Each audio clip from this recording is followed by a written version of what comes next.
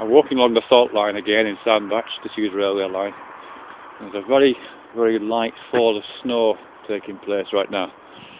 And it's really cold. This is great, actually. But what I'm thinking about is belief, actually.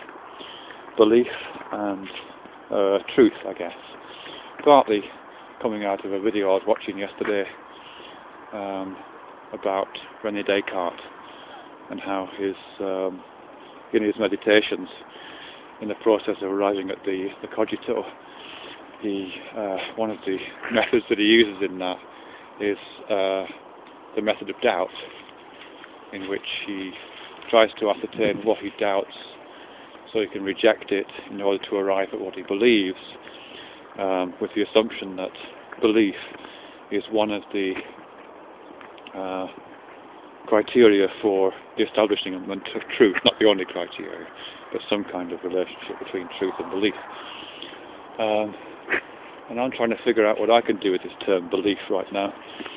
And the way I'm thinking of it is in terms of kind of the mechanisms by which thought takes place. Because one of the funny things about thought, it seems to me, and cognition generally, not just conscious thought, but all the cognitive processes that go on, one of the strange things about it seems to me, is that there's no, as far as I'm aware, it's not as if there's like a, oh God, how can I explain this? It's not as if there's kind of an operating system and then a series of programs running in terms of thought.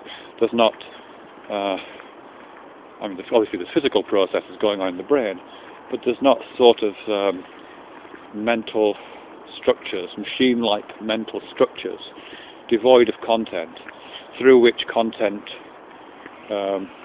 is then processed. At least I don't think so.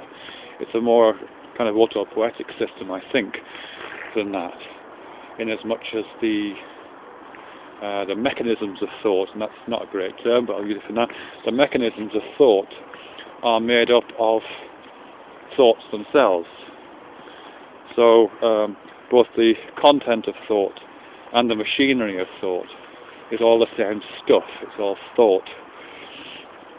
And I'm reminded here of something that David Perkins, the educationalist, talks about when he's talking about different types of knowledge. And he makes this distinction between possessive, performative and proactive knowledge.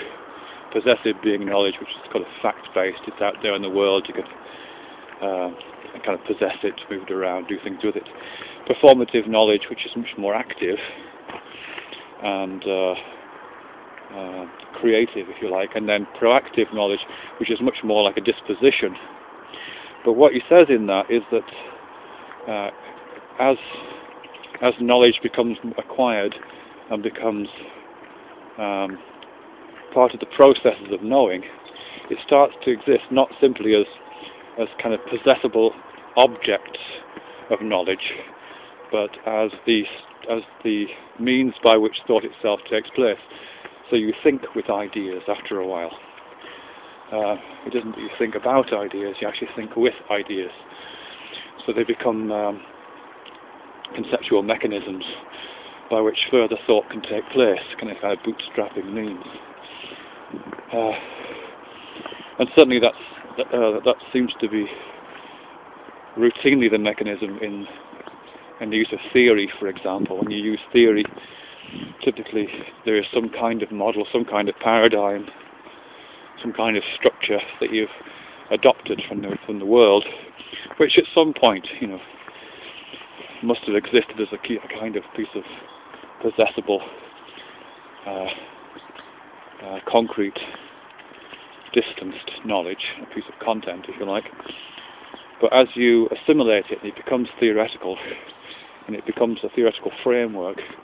Then that theoretical framework becomes available for mobilisation as a thought process in its own right. So one of the examples, and I'm kicking around with that right now, although it's in really early stages, is to do with performance.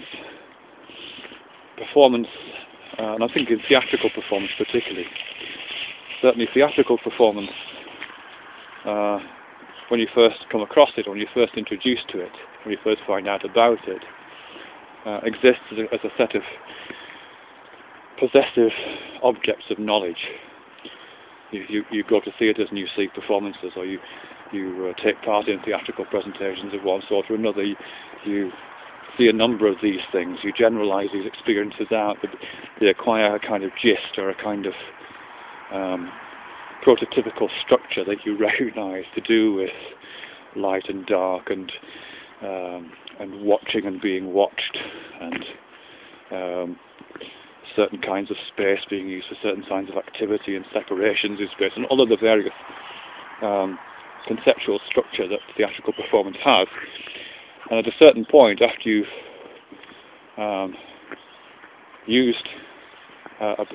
familiarised yourself with those various objects, and they start to become not possessive knowledge in that sense, not this particular performance piece that you've seen which existed at this date, and not this other particular theatre experience you had at this particular date. After a while it becomes more available to be thought with, so you can start to use performance itself as a paradigm, as a theory, to structure, to understand, to analyse other types of activity. And I think you do find that in various other fields. So performance studies as a field of practice now isn't just about theatre. It's about treating various phenomena as having some kind of overlap with those prototypical elements, maybe, something like that. So you have Goffman talking about performances in everyday life. You have Bernard Bars talking about consciousness as if it was theatre, and Dennett critiquing consciousness because it was sometimes regarded as theatre. And so you have this move from what was possessive knowledge to something much more like performative or even possibly proactive knowledge.